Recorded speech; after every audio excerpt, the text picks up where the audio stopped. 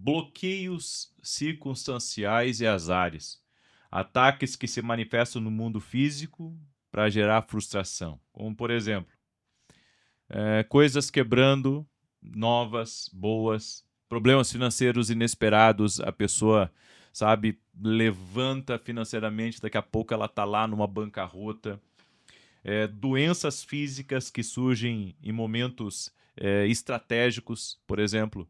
Estava tudo indo bem na vida da pessoa, ela estava já caminhando assim para uma vida mais tranquila, para uma aposentadoria, e de repente surgiu uma doença para bagunçar tudo. Você acha que esses bloqueios circunstanciais pode haver uma ação maligna ou é azar mesmo, porque tem pessoas que acreditam, não, isso é azar, né? Teve o azar que teve um problema desses.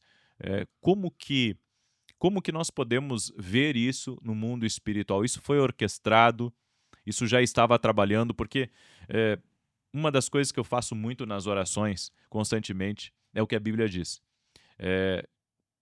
A Bíblia fala muito sobre o laço do passarinheiro, ela fala sobre a arma forjada, ela fala sobre reuniões que acontecem no espiritual, ou seja, a formação espiritual, né?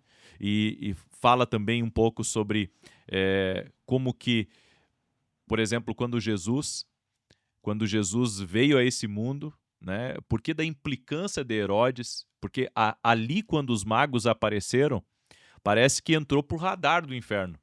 É como se o nascimento de Jesus foi todo monitorado dali em diante. Foi todo monitorado. Então, o que vocês do Ministério de Libertação veem em relação a essas circunstâncias e o que outros dizem que é azar? Eu acredito que azar é uma questão de superstição. Quando a gente não conhece a Deus, a gente acredita em sorte, em azar, em outras coisas, mas por meio da palavra de Deus, a Bíblia fala da bênção e da maldição. Então, eu acredito que tem pessoas que sim, que às vezes estão debaixo de uma maldição, por isso que tantos fatores ruins acontecem. E maldição nada mais é que ou a pessoa está em desobediência ou ela abriu a brecha pro diabo agir e causar dano. E a Bíblia fala em Apocalipse que no céu, né, não haverá mais maldições. Então quer dizer que na glória não haverá, mas na terra existe. Então, E aquela passagem que diz que Jesus se fez maldito na cruz? Porque daí eles dizem que não há mais maldição, então se Jesus se fez maldito na cruz, maldito que for pendurado no madeiro, não existe mais maldição. Qual que é o conceito sobre isso? eu acredito que se a pessoa estiver na palavra, as maldições são quebradas. Mas o problema é quando a pessoa sai da rota da palavra, Uhum. né, de uma vida com Deus. Aí que entra a brecha para uma maldição continuar agindo, uma coisa ruim continuar A Bíblia operando. diz que a maldição sem causa não se cumpre, né? Mas a pessoa que aceitou Jesus como Senhor e Salvador, a partir daquele momento que ela aceitou Jesus como Senhor e Salvador, não existe mais maldição na vida dela? Olha, a enfermidade é uma espécie de maldição. E no Novo Testamento a Bíblia diz que nós precisamos orar um pelos outros, que nós devemos chamar o presbítero para orar pelos doentes. Então, é porque as pessoas ainda ficam doentes, e isso é uma coisa ruim, a doença é uma coisa ruim. Mas o Senhor nos deu as armas, né, as armas de fé para a gente vencer em Deus.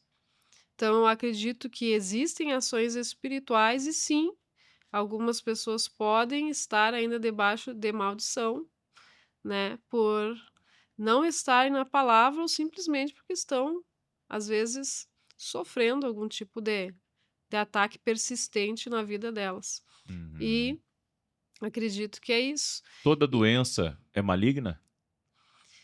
eu acredito que não. Tem doenças que são físicas.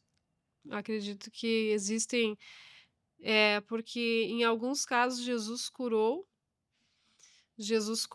aliás, Jesus expulsou o demônio e a pessoa ficou curado. Uhum. E outros casos ele E orou por outros cura. e outros casos Jesus orou só pela cura. Então existe doenças físicas e doenças espirituais, né? 2 fundos, é. Dois fundos. Ou pode ser uma causa natural, Uhum. fisiológica, Já vem de ou genética, né? também.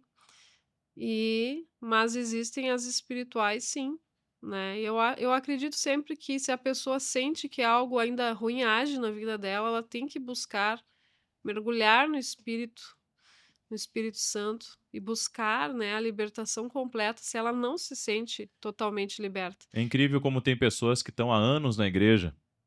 Eu sempre vi isso assim, sempre me entristeci muito com isso.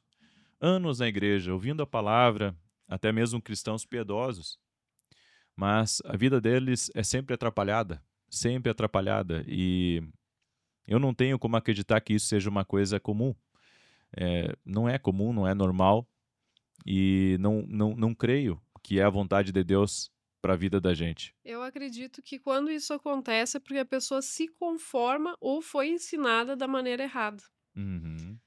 Porque ela se conforma com um ataque ou ela foi ensinada que ela deve viver de um Sofrendo. de uma maneira, assim, sofrendo, em dificuldades, e ela foi ensinada que aquilo é de Deus para a vida dela. Só que Deus nos diz na sua palavra que ele tem uma vida plena para os seus filhos.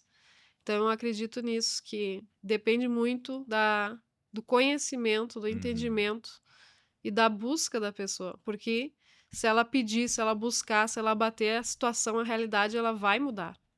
Eu estava esses dias meditando numa palavra sobre a diferença da palavra provar e da palavra tentar. O objetivo de Deus provar a gente é para Deus fortalecer uma área da nossa vida que foi enfraquecida ou está enfraquecida. Então Deus prova para fortalecer.